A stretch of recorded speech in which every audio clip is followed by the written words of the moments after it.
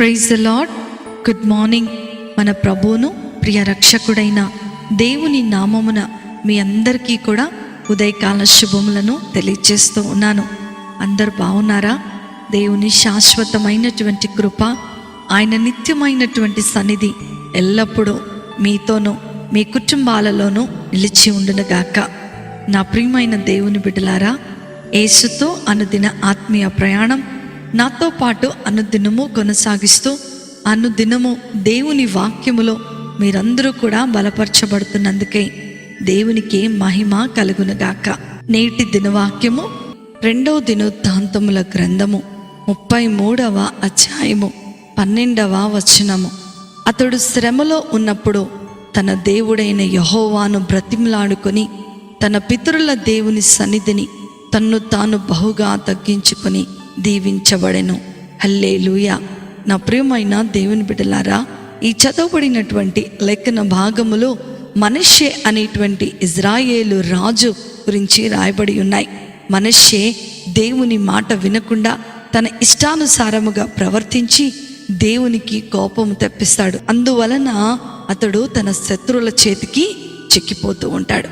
శత్రువులు తనను శ్రమలు పెడుతున్నప్పుడు, హింసిస్తూ ఉన్నప్పుడు, బాధ పెడుతూ ఉన్నప్పుడు ఆ శ్రమలో దేవుడైన యెహోవాకు మొరపెట్టి తన్ను తాను బహుగా తగ్గించుకొని దేవుణ్ణి బ్రతిమలాడుకుంటున్నాడంట. హృదయపూర్వకంగా మనష్షే చేసిన ప్రార్థనను దేవుడు అంగీకరించి మనష్షే శ్రమలో నుండి అతన్ని విడిపించి తిరిగి ఇజ్రాయేలీయులకు రాజుగా చేస్తాడు దేవుడు.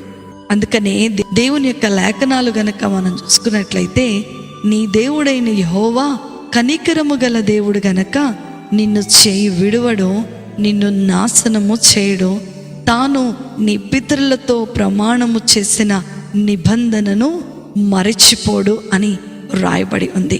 నా ప్రియమైన దేవుని బిడ్డలారా, మన దేవుడు కనికరము గల దేవుడు. మనం చేసిన తప్పిదాలను బట్టి, పాపములను బట్టి మనలను శ్రమ పెట్టువాడు ఎంత మాత్రము కాదు. మనము మారు మనసు పొందుకోవాలని ఆయన ఎంతగానో ఆశపడుతూ ఉన్నాడు. తప్పిపోయినటువంటి కుమారుని యొక్క ఉపదేశమును గనక మనం గమనించుకున్నట్లయితే, ఎప్పుడైతే తన తప్పును తాను తెలుసుకొని తన్ను తాను ఎంతగానో తగ్గించుకొని తండ్రి యొద్దకు వచ్చాడో, తండ్రి ఎంతగానో సంతోషించి గొప్ప విందు చేసినట్లుగా మన లేఖనాలలో చదువుకుంటూ ఉన్నాం.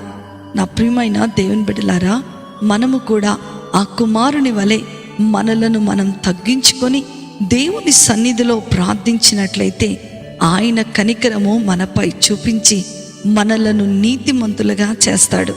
మన శ్రమలన్నిటిలో నుండి గొప్ప విడుదలను మనకు అనుగ్రహిస్తాడు. అంత మాత్రమే కాదు, సమాధానముతో మన హృదయాన్ని నింపుతాడు. అటువంటి గొప్ప కృపకై మనందరము కూడా ప్రయాసపడవారమై ఉన్నాం. ఈ వాక్యము మనకు శ్రమ వచ్చినప్పుడు దేవుని సన్నిధిలో మనలను మనం తగ్గించుకొని దేవుని బ్రతిమిలాడే వారమై ఉండాలని ఎంతగానో బోధిస్తూ ఉంది.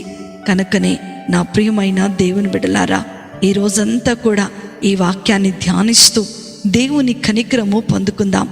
దేవుని కృపలో మనము అంటు కట్టబడదాం.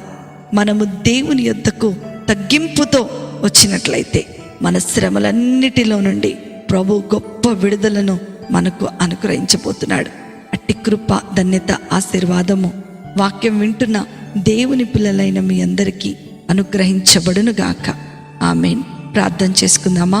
మమ్మలను మిక్కిలిగా ప్రేమించిన మా ప్రియ పరలోకపు తండ్రి యేసు స్వామి, మీ యొక్క ఘనమైన నామమును బట్టి మీకు వందనాలు. ఈ విత్తబడిన వాక్యాన్ని బట్టి మీకు వందనాలు. అనేక సార్లు మేము కూడా మీ మాట వినకుండా ఇష్టానుసారముగా జీవిస్తూ ఉంటాం. తద్వారా అనేకమైన శ్రమలు మా జీవితాల్లో మేము కొని తెచ్చుకుంటూ ఉంటాం. ఈరోజు తగ్గించుకొని మీ పాద సన్నిధానములో మేము ప్రార్థిస్తూ ఉండగా మీ కనికరము మా మీద ఉంచండి. శాశ్వతమైనటువంటి కృప చేత మమ్మలను నింపండి. ప్రభువా, మా శ్రమలన్నిటిలో నుండి మాకు గొప్ప విడుదలను అనుగ్రహించండి. అనుదినము మీకు లోబడి ఉండేటువంటి జీవితాలను మీరు మాకు అనుగ్రహించమని నజరేయుడైన యేసుక్రీస్తును శక్తి కలిగిన నామములో అతి వినయముతో అడిగి వేడుకొనుచున్నాను తండ్రి. ఆమేన్, ఆమేన్, ఆమేన్. ప్రభు మిమ్ములను మీ కుటుంబాలను దీవించునుగాక. ప్రేమతో మీ సహోదరి శిల్ప జోసఫ్.